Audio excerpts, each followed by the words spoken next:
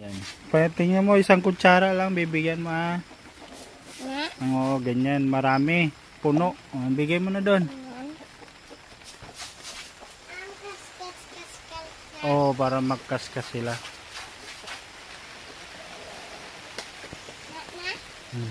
Yung isa naman, ilagay mo sa mga dahon. Dito mo ilagay, oh. Diyan, oh, yan, oh. Yan, dyan, para hanapin nila yan. Hanapin yan. Tama na, yung isa pa dito sa marami dahon.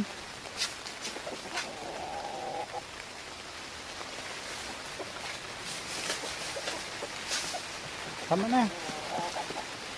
Sarado mo yan. Sarado mo na. Gaulan na, eh.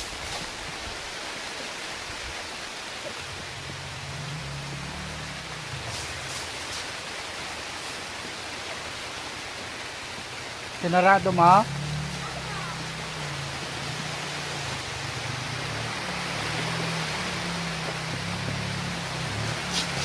Maulan na.